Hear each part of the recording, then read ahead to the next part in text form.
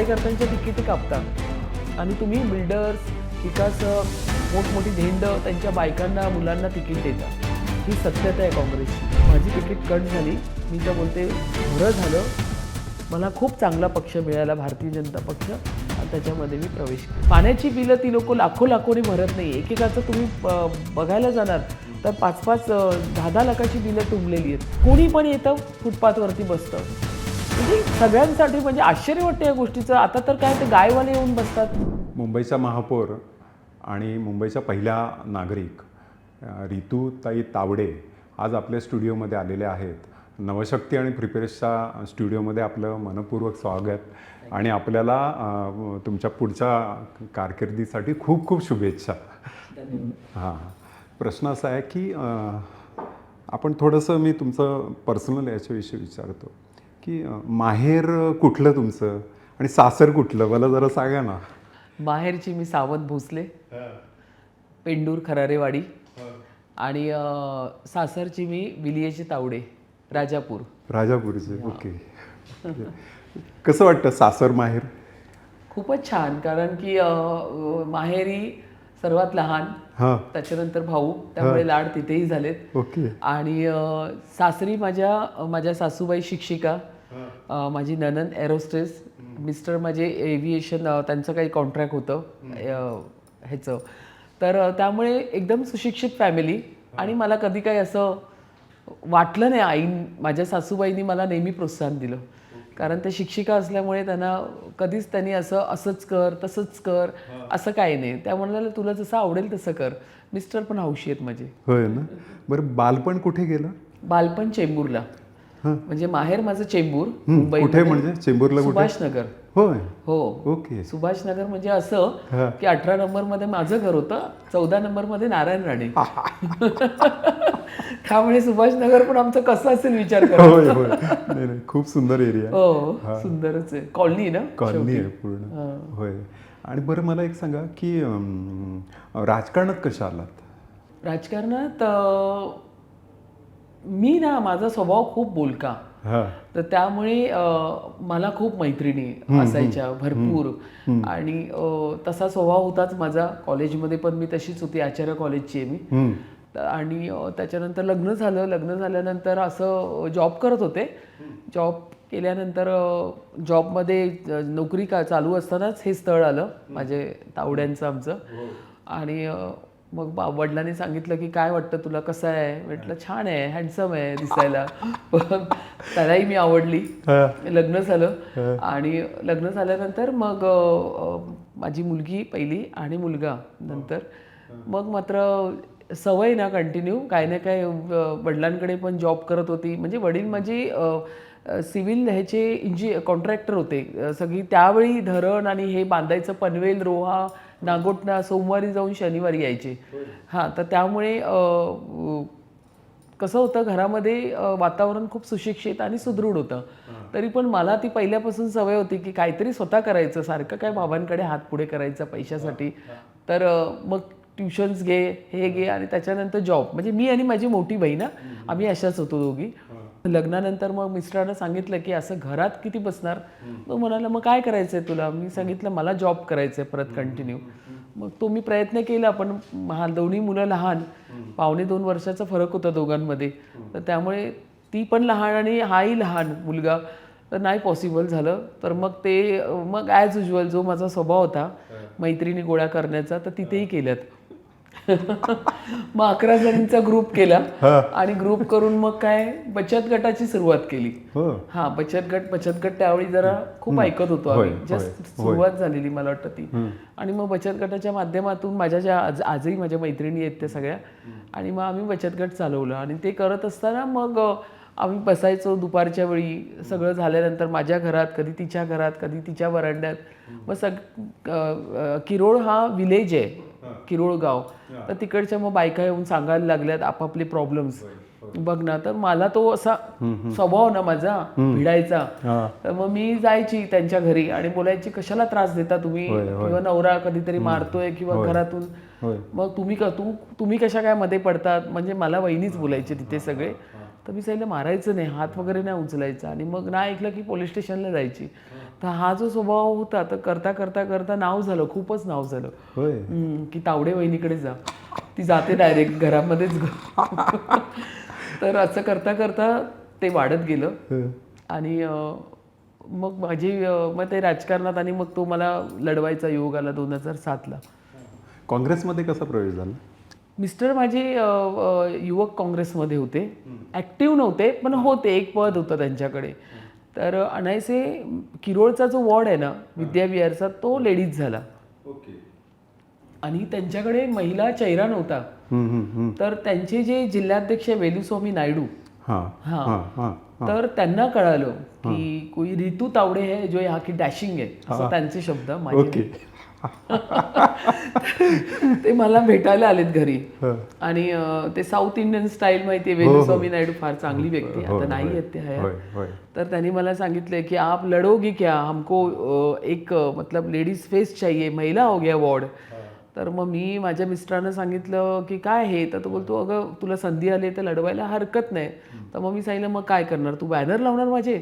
तर तो बोला बॅनर नाही लावले तर तुला ओळखणार कोण, मतं कशी पडणार? तर मी सांगितलं फातिमा स्कूलमध्ये मी मुलांना घेऊन जायची, तिथे बॅनर बघून मी असे डोळे करायचे. तर मी सांगितलं अरे हे काढून टाक सगळं, मला हे सगळं आवडत नाही आहे. तर तो म्हणाला नाही असं नसतं, आपल्याला बॅनर लावावे लागणार. पण ठीक आहे, BJPचा गड होता तो संपूर्ण, पण 1,500 वरून डायरेक्ट 3,500 वरती मतदान जाऊन ठेवलं. तर तेव्हा मग गुरुदास कामत भेटायला आलेत साहेब, तेही आता हयात नाहीयेत. तर ते म्हणाले रितू तावडे कोण आहेत, चांगलं मार्जिन वाढवलं, जिंकली नाही सीट पण त्या म्हणजे मार्जिन वाढवलं म्हणजे त्यांचा जनसंपर्क चांगला आहे त्या ठिकाणी. आणि मग त्यांच्याकडनं मला सांगितलं गेलं की महिला संघटन तालुका अध्यक्ष बनवलं मला, आणि सांगितलं की तुम्ही काम करा. मग ती जर्नी तशी स्टार्ट झाली. आणि मग भाजपमध्ये कशा आलात? काँग्रेसचं बरं झालं, तुम्ही चांगला प्रश्न केला मला. काँग्रेसचा प्रॉब्लेम काय तुम्हाला सांगते. काँग्रेस गुरुदास कामतांनी त्यावेळी तेवढं होतं त्यांनी केलं, पण नंतरचं असं काँग्रेसचं घाणेरडं राजकारण, आम्ही खूप कष्ट केले. पण बिल्डरची बायको अचानक पैसे देऊन तिकीट देतात ते, हे मला कळालं 2012ला. कारण मी इतकं काम करत होते. आजही मी त्यांचं नाव घेईल, MM शेख बिचारे, ते MLC त्यांचा फंड वापरता येतो ना कुठेही. बरोबर. तर मला सांगितलं गेलं होतं की त्यांचा फंड तुम्ही पत्र दिलं तर तुम्ही जो वॉर्ड कॉन्सन्ट्रेट करताय त्या ठिकाणी तुम्हाला काम करायची संधी मिळेल. तर मग मला कळालं कुठे भेटणार ते, मंत्रालयात त्यांना भेटायला गेलो आम्ही सगळ्या महिला. तर त्यांनी दिलं पण तिथे फंड, पण आयत्या वेळेला त्या ठिकाणी अचानक एका बिल्डरच्या बायकोला प्रोजेक्ट केलं, जिला काही गंधच नाही. आणि मला तिची खरोखर दया आली. ती स्वतः मला बोलली की माझ्या मिस्टरांचा अट्टहास आहे, मुझे कुछ भी नहीं आता है. मला वाटतं तो जो डोंगराळ भाग होता, मी जिकडची पहिली नगरसेविका झाली, तो रस्ता नाहीच आहे तिथे, पब्लिकच डोंगरावर राहतात, त्यामुळे तुम्ही फक्त वरतीच चालू शकता. तर ती पडली सुद्धा 2दा. सांगायचं तात्पर्य हेच आहे की काँग्रेसमध्ये तिकीट विकली जाते, लास्ट मुमेंटला कार्यकर्त्याला रडवलं जातं. तर त्याच्यामुळे आजही वर्षा गायकवाड यांनी जे स्टेटमेंट केलं ना, त्या आता काँग्रेसच्याच होत्या, तुम्हाला काही अधिकार नाही बोलण्याचा, तुम्ही कार्यकर्त्यांच्या तिकिटे कापता आणि तुम्ही बिल्डर्स, विकासक, मोठमोठी धेंड त्यांच्या बायकांना मुलांना तिकीट देता. ही सत्यता आहे काँग्रेसची. तर त्यामुळे तिथेच माझा प्रवास स्टॉप झाला. मी सांगितलं इथे काही होऊ शकत नाही, इथे फक्त काम करून घेतात. आणि माझी मतं पहिल्यापासून ठाम होती, मला जे चुकीचं आहे ते चुकीचंच वाटतं. बरोबर. आणि जे सत्य आहे ते मी सत्यच बोलते, मला खूप जमतच नाही यांच्यासारखं.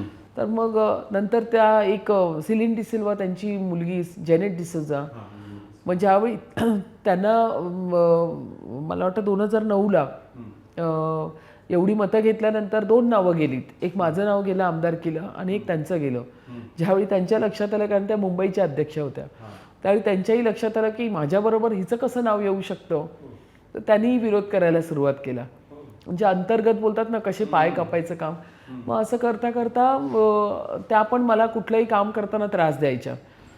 मग परत त्यांची आई सिलिन डिसिल्वा, त्या परत मंत्री, मग तो एक प्रेशर, मग पॉलिटिकल. असं करता करता कसं म्हणजे कार्यकर्त्याला कसं संपवायचं काम हे काँग्रेसमध्ये अतिशय चांगल्या पद्धतीने चालतं. माझी तिकीट कट झाली. मी तर बोलते बरं झालं, मला खूप चांगला पक्ष मिळाला भारतीय जनता पक्ष, आणि त्याच्यामध्ये मी प्रवेश केला. बरं मला एक सांगा, मुंबई पुढच्या जी आव्हानं आहेत तर ती खूप मोठी आहेत. एक तर पर्यावरणाच्या दृष्टीने आव्हान आहे, दुसरं गोष्ट म्हणजे हे जे आहे आरोग्याचे प्रश्न खूप गंभीर आहेत, प्रदूषणाचा प्रश्न आहे. तर हे प्रश्न सोडवण्याच्या दृष्टीने तुम्ही काय सुरुवात कशी करणार आहात, काय काय करताय तुम्ही? प्रदूषण वाढलंय 100%, पण तो कंट्रोल करण्याचं काम आम्ही लोकप्रतिनिधी म्हणजे प्रशासनाच्या माध्यमातून आपण करतोय या ठिकाणी. पण मुंबईमध्ये आपण बोलतो ना, मुंबई पूर्ण दृष्टीने आपल्याला सुखकर झाली पाहिजे, म्हणून मुंबईमध्ये इन्फ्रास्ट्रक्चरची कामं पण खूप मोठ्या प्रमाणात चालू आहे. लोकांना दळणवळण वगैरे सगळंच आपल्याला द्यावं लागतं. तर मेट्रोची मोठी कामं चालू आहेत, MMRDची PWDची कामं चालू आहे, आणि डेव्हलपमेंट म्हणजे 2250 फक्त बिल्डरची कामं चालू आहेत. एका वेळी हे सगळंच एकत्र आलेलं आहे. त्यामुळे आपला एअर इंडेक्स जो आहे तो वाढला आहे. पण तो कंट्रोल करण्यासाठी आम्ही पूर्ण म्हणजे त्या ठिकाणी डिजिटल प्रत्येक विकासकाला सांगितलं की तुमच्या साईटच्या बाहेर एक डिजिटल बोर्ड असला पाहिजे, ज्यावेळी तुम्हाला कळेल की हा इंडेक्स वाढला आहे, air quality index, on the spot काम थांबवायचं, पाण्याची फवारणी करायची, असे सगळे आपण. त्यानंतर मेट्रोची कामं ज्या घेतली आहेत ज्या कॉन्ट्रॅक्टरनी, त्यांना पण आपण निर्देश दिलेले आहे की मेट्रोच्या खालती किती मोठ्या प्रमाणामध्ये जो पूर्ण व्यवस्था खराब होते किंवा तुमचं कॉन्क्रीट हे ते सगळं, तर त्या ठिकाणी पाण्याची फवारी आली पाहिजे. संपूर्ण एअर क्वालिटी इंडेक्स वाढला की काम स्टॉप, अशा पद्धतीचे स्ट्रॉंग निर्देश आम्ही दिलेले आहेत. तर मान्य आहे इंडेक्स वाढलं आहे, पण कामं पण होणं गरजेची आहे. हे दोन्ही गोष्टी एकत्र आलेल्या आहेत. नाही, एक महत्त्वाचा प्रश्न असा आहे की पर्जन्य जलवाहिन्या आणि मलनिस्सारण वाहिन्या ह्या बऱ्याचशा झोपडपट्ट्यांमध्ये किंवा ह्या स्लम भागामध्ये एकत्र वाहतात. तर त्यामुळे हेल्थ हॅझार्डनेसने जी तयार होते, मग आरोग्याचे खूप गंभीर प्रश्न तयार होतात. तर ह्या स्वतंत्र व्यवस्थाचं काम सुरू झालं आहे स्ट्रॉंग वॉटर रिटेनच्या माध्यमातून, म्हणजे बीमस्टोएड प्रोजेक्ट त्यासाठीच आहे. तर हा प्रोजेक्ट अजूनही पूर्ण झालेला नाही आहे, काय वाटतं? एकतर आपण आता काय करतोय, सगळंच लाईन आउट करतोय. मुंबईची एवढ्या मोठ्या प्रमाणावरती CC रोडची कामं चालू आहे, आपण त्याचा टनेल डक्ट ठेवलं आहे. आपण सगळ्या ज्या युटिलिटी वायर्स आहेत, सिवर लाईन असेल, वॉटर लाईन असेल, ते आपण अलाईन करतो एका बाजूला. तर ते एक चालू आहे. दुसरा विषय जो स्लमच्या ह्याच्यामध्ये तुम्ही सांगितला, बंच ऑफ कनेक्शन्स, मी स्वतः ह्याच्या खूप पाठपुरावा केलेला आहे. ती 20-20 वर्षाचे बंच ऑफ कनेक्शन्स सगळे गटारामधून गेलेले आहेत. तर त्याच्यावरती मी वारंवार, मी नगरसेविका होती वॉर्ड क्रमांक 121ची, तिकडे पूर्ण डोंगराळ विभाग. तर मी त्या ठिकाणी अशी एक संकल्पना आणली होती की 9 घरांच्या मागे आपण 1 मीटर ठेवूया, सगळ्या रिझर्वायर. आता हा जर तो विषय मी घेतला पुन्हा तर तुमच्या माध्यमातून हा लोकांना कळेल तर ते बिचारे घाबरतील, पण त्यांना हे कळत नाही आहे की तुम्ही अशा ज्या वरती डोंगराळ विभागामध्ये उपनगरामध्ये जास्त आहे, तर त्या ठिकाणी तुम्ही ज्या रिझर्वायर्स, त्या रिझर्वायरवरती काय होतं, आपण पाण्याच्या टाक्या भरतो, त्याच्यावर एक कमिटी बसवतो, मग आपण त्यांना इलेक्ट्रिसिटीचं कनेक्शन्स घेतो, लोकांकडनं आपण पैसा घेतो, पण त्याच्यामध्ये आपण इलेक्ट्रिसिटीचं बिल भरतो पण पाण्याचं बिल भरत नाही. आणि मग काही दिवसांनी ते बिल वाढतं आणि मग हे मंडळ मग धावतात इकडे तिकडे. तर तो पण एक रॅकेट आहे फार मोठा. तर मी असं काढलं होतं की 9 घरांच्या मागे 1 कनेक्शन्स ठेवा, आणि त्यांना डायरेक्ट जी मेन आपली लाईन आहे, म्हणजे जी 9ची 1.5ची लाईन असेल, 1.25ची लाईन असेल, त्याला जोडा. म्हणजे एक तर 9 घरांना मिळून पाणी पण मिळालं, मग तिथे वॉटर मीटर आल्यावरती प्रत्येकीच्या घरात नळ पण गेला, तिला खाली उतरायची किंवा हंडा घेऊन सगळ्यांबरोबर लाईनीत उभं राहून वाट बघायची गरज नाही, आणि रितसर जे बिल येणार ते 9 घरांनी डिस्ट्रीब्यूट करून ते भरायचं. म्हणजे पालिकेचा रेव्हेन्यू पण आला. आता काय होतंय, पालिकेचा रेव्हेन्यू डुबतोय. पाण्याची बिलं ती लोक लाखोनी भरत नाही. एकेकाचं तुम्ही बघायला जाणार तर 5-5, 10-10 लाखाची बिलं टुंबलेली आहेत, नाही भरत. कारण ते मंडळ काय करतं मला नाही माहिती, पण ते नंतर मग ती योजना असते ना कुठली, त्याची हे लेटर्स घेऊन येतात सगळ्या नेत्यांची, ते पॉसिबल नाही. तर अशा पद्धतीने सगळं लाईन झालं पाहिजे. आणि जे 25 वर्षापासून बंच ऑफ कनेक्शन्स जे गटारामध्ये आहेत ते रिमूव्ह करून त्या ठिकाणी एकच लाईन ठेवली पाहिजे. पण त्याच्यामध्ये काय, ते सांडपाणी सुद्धा त्या पाईपलाईनमध्ये जातं आहे. तर अशा पद्धतीचं करायला थोडा वेळ लागणार, पण होईल टप्प्याटप्प्याने. आपण ते करतोय सुधारित. तुम्ही एक चांगला उपक्रम राबवला आहे, तो म्हणजे पदपथ जे आहेत ते फेरीवाला मुक्त करण्याच्या दृष्टीने तुम्ही प्रयत्न करताय, त्याला चांगला लोकांचा रिस्पॉन्स पण मिळतोय. त्या अनुषंगाने जरा हो, सांगा ना. आपण कसं आहे, आपण मुंबईकरांच्या प्रत्येक प्रश्नाला आपण आन्सरेबल आहोत. मुंबईकर टॅक्स पेअर आहे. मुंबईकरांच्या टॅक्स पेअरवरती पूर्ण मुंबई महानगरपालिका चालते. आणि जर माझ्या मुंबईकरांनाच जर फुटपाथ राहिला नाही तर आम्ही त्यांना काय उत्तर जाऊन देणार? ते 25 वर्षात ऑलरेडी सहन करत होते मागच्या. आता त्यांना आमच्याकडनं काही अपेक्षा आहेत की आता इथे या ठिकाणी महायुतीचं, भारतीय जनता पक्षाचं, शिंदे साहेबांचं या ठिकाणी सरकार आलेलं आहे. तर या ठिकाणी मुंबईकरांच्या अपेक्षा पण उंचावल्या आहेत. म्हणून मी हे धोरण हातात घेतलं होतं की कोणी पण येतं फुटपाथवरती बसतं. म्हणजे सगळ्यांसाठी म्हणजे आश्चर्य वाटतं या गोष्टीचं. आता तर काय, ते गायवाले येऊन बसतात. गाईला गोठ्यात ठेवा ना. आम्ही फुटपाथ करतो, पेवर ब्लॉक लावतो, महानगरपालिकेचा निधी आपण वापरतो, लोकांचा टॅक्स पेअर. गाईला तिथे बांधून गाय आता ती जनावर आहे, ते तिकडे त्यांना शू होते, त्यांचं शेण तिथे पडलेलं असतं, पायाने तुडवत, आणि पेवर ब्लॉक एक निघाला की सरसकट सगळे निघत जातात. मग आपण त्यांना ओरडल्यावरती लिपापुची काहीतरी करतात, थोडंसं सिमेंटचं पाणी घेऊन. तर माझ्याकडे ही लोक पण आली, मी त्यांनाही काढायला सांगितले. हो, नाही झालं पाहिजे हे सगळं. मुंबई अशी झाली आहे ना, आओ जाओ कुछ भी करो, काही इथे या, कोणी या, मुंबईत काही करू शकता. म्हणजे मुंबईला काही कंट्रोल राहिलाय की नाही असं वाटतं मग कधी कधी. म्हणून थोडंसं कडक धोरणं आम्ही घेतलेली आहेत या ठिकाणी. मुंबईमध्ये जे इल्लीगल हॉकर्स या ठिकाणी बसतात ते मात्र उठवली जाणार. होय, बरोबर आहे, 100%. हां, खूप चांगला उपक्रम आहे. दुसरं मला सांगायचं आहे की महापालिका जी प्रॉपर्टी टॅक्स जमा करतं, ती जी पद्धत आहे ना, ती सेंट्रलाइज कॉम्प्युटर सिस्टीम जी आहे, तर ती अशी आहे की ती सिस्टीम एकीकडे आणि प्रत्यक्ष जो व्यवहार आहे, म्हणजे तुम्ही प्रत्येक सोसायट्यांकडनं हे घेतलं पाहिजे. रेग्युलर तुमचे जे ड्यूज आहेत प्रॉपर्टी टॅक्सचे घेतले पाहिजेत. म्हणजे पाण्याचे ड्यूज व्यवस्थित घेतले पाहिजे. ह्या दोन्ही सिस्टीम ज्या आहेत, पाण्याचं आणि मालमत्ता करायचं, ही सिस्टीमच राहिली नाही असं एकूण चित्र आहे. नाही, हे बघा, असं टाळी एका हाताने वाजत नाही. थोडंसं प्रशासनाचं पण चुकतंय या ठिकाणी. पाण्याचं मी ज्यावेळी माझ्या वॉर्डमध्ये बसले होते तर माझ्या इकडे सगळ्या सोसायट्याच आहेत. मी ज्या ठिकाणची नगरसेविक आहे, सगळ्यांनी माझ्याकडे आणले. अचानक 3 लाख, अचानक 4 लाख. तर मी पालिकेच्या अधिकाऱ्यांना त्याच ठिकाणी बोलवून घेतलं. तर ते म्हणाले, मॅडम आपण आता ती सिस्टम बंद केली, पोर्टलवरती पाठवते. मी सांगितलं, पोर्टलवर तुम्ही पाठवताय, ह्याचा तुम्ही प्रचार आणि प्रसार केलाय का? लोकांना माहिती आहे का हे सगळं सोसायट्यांना? तुम्ही त्यांना एक पत्र पाठवायला पाहिजे सोसायट्यांना. प्रत्येक सोसायटीला एक पत्र जायला पाहिजे किंवा एवढे तुमचे ड्यूज आहेत, तुम्ही एवढ्या वेळात भरा. आणि नंतर मग तुम्ही त्यांना पेनल्टी लावणार आणि नंतर बोलणार की इतक्या टक्क्यांनी परत हे बिल वाढ. तर हे फार चुकीचं आहे. मी याच्या बाबतीत पूर्ण लक्ष घालणार आता. आणि दुसरी गोष्ट, लोकांनी सुद्धा त्यांचा असेसमेंट टॅक्स, वॉटरचं बिल वेळेत भरावं. वॉटरचं बिल मी समजू शकते, कारण तिथून आमच्याकडनं जर त्यांना मिळायला उशीर होत असेल आणि त्याच्यावरती जर पेनल्टी येत असेल तर त्याला जबाबदार प्रशासन आहे. तुम्ही आधी लोकांना सुचवा किंवा मेसेजच्या द्वारे सांगा किंवा तुम्ही सोसायट्यांना पत्र पाठवा की तुमचं बिल आलेलं आहे, पोर्टलवरती आहे, तर पोर्टलवर सांगा. पण तुम्ही त्यांना काहीच सूचना देणार नाही आणि अचानक तुम्ही त्यांना 2-3 लाखाची बिले देणार, हे काय योग्य नाहीये. नाही, बऱ्याचशा सोसायटींचं मॅडम असं म्हणणं आहे की ते बिल भरतायत पण ते सेंट्रलाइज सिस्टीममध्ये ते अपलोड होत नाही. तर बिल अपलोड झाल्यामुळे काय झालं, कित्येक सोसायटींचं असं आहे की 1995 सालापासूनची बिलं त्यांना नाही, मला आता एक सूचना फार आवडली. आपण खरंच ही यंत्रणा आपण करू शकतो. आपण मेसेज करूया. एक्झॅक्टली, काहीतरी चेंजेस आणावं लागेल. होय, म्हणूनच मी सुरुवातीला सांगितलं की आमच्या प्रशासनाची याच्यात चूक आहे की लोकांना पाण्याचं बिल, बाकी असेसमेंट टॅक्स लोकांनी भरला पाहिजे. बरं, आपली मुंबई महानगरपालिकेचं 2 चांगली गोष्टी आहेत. एक तर महानगरपालिकेची रुग्णालय, म्हणजे जिथे गरीबातला गरीब जाऊन माणूस रुग्णसेवा घेतोय, आणि दुसरी आहे BST. तर हे 2 कळीचे प्रश्न आहेत.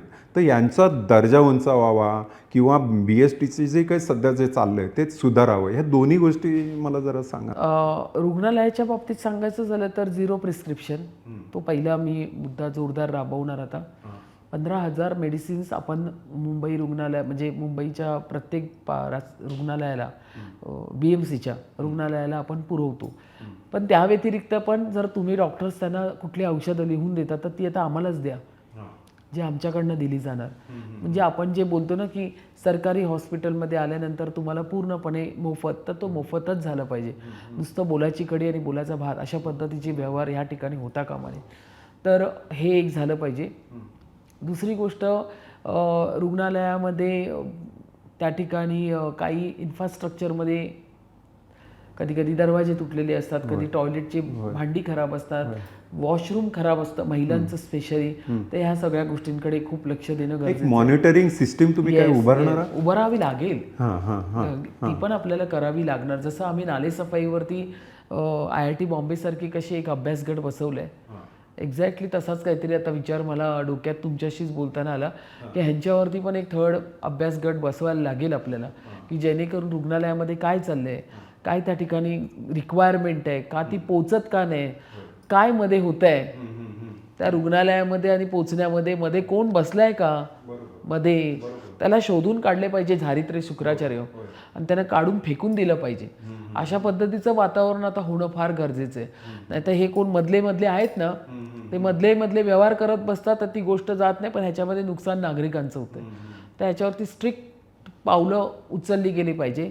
BSTच्या बाबतीत सांगितलं तर BSTचं आता आम्ही 1000 कोटी मुंबई महानगरपालिकेने दिलेले आहेत, पण अध्यक्षांचं असं म्हणणं आहे की कमीत कमी 3000 कोटी त्यांना द्यायला हवे. त्याची मी बैठक लावली आहे.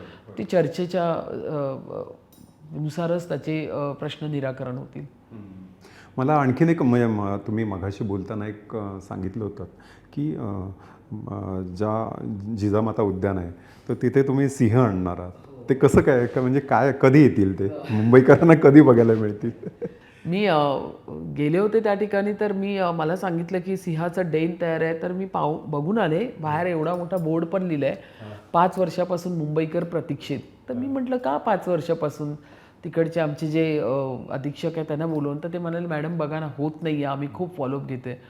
मग मी CM साहेबांना पण मेसेज केला की साहेब असं आहे. तर साहेबांनी सांगितलं ना बिलकुल पाठपुरावा घ्या ह्याचा. मी गुजरातच्या CM त्यांना मी पत्र लिहिलं, जुनागडचे जे फॉरेस्टचे जे अधीक्षक आहेत त्यांनाही पत्र लिहिलं आणि त्यांना सांगितलं की काय इश्यू आहे. तर मला कळालं की आपण एक्सचेंज करतो प्राणी, तर हो त्याच्यामध्ये झेब्रा तो त्यांना त्यांची रिक्वायरमेंट आहे जी आपल्याकडे नाही आहे द्यायला. तर मग आम्ही काय केलं, मी सांगितलं काय करू शकतो, तर त्यांनी सांगितलं मॅडम आपण सरप्लस पक्षी देऊ शकतो जे आपल्याकडे सरप्लस आहेत एक्झॉटिक वगैरे चांगले. तर आपण ती लिस्ट त्यांना पाठवली आहे, त्यांनी ती मान्य पण केली आहे. आणि राहिला प्रश्न झेब्रा या प्राण्याचा, ते आपण डोनेशनमध्ये करतोय. तर येनकेन प्रकारे आपल्याला सिंहाच्या जोडीला घेऊन यायचंय, पण पॉझिटिव्हली ते चालू आहे सगळी चर्चा. तर होईल पॉझिटिव्हली 100%. साधारण कधीपर्यंत अपेक्षा आहे? चाललंय त्याचा फॉलोअप, एक 4-5 महिन्यात व्हायला पाहिजे. माझी इच्छा आहे पावसाळ्यापूर्वी करावं, लवकरात लवकर, या 2 महिन्यात. आता पावसाळा जवळ आला आहे, तर नालेसफाई सुरू आहे, तुमची वेगवेगळी जी युटिलिटी सर्व्हिसेस आहेत त्यांना पण एक डेडलाईन असते, तर ती पण कामं वेळेत व्हावी लागतात. त्या अनुषंगाने काही प्रशासनाला आदेश दिले? हां, आम्ही पावसाळ्यापूर्वीची पूर्वतयारी बैठक संपूर्ण मुंबईच्या पूर्ण प्रशासनाला घेऊन आम्ही बैठक घेतली. मोठी होती फार. सगळेच सहाय्यक आयुक्त होते, सगळ्या ऑल झोनचे DMC होते, उपायुक्त होते, AMC, सगळ्या AMCंना बोलवलं त्या ठिकाणी. अशी परिपूर्ण, त्याच्याबरोबर स्टँडिंगचे आपले चेअरमॅन होते, गटनेता होते, शिवसेनेचे गटनेता आणि मी उपमहापौर, अशी मोठी मीटिंग झाली. पूर्ण नाल्या ह्या बाबतीत आढावा घेतला. तर त्यांनी सांगताना सांगितलं 80%, त्यानंतर 10% आणि 10% अशा पद्धतीने आम्ही हा गाळ काढणार.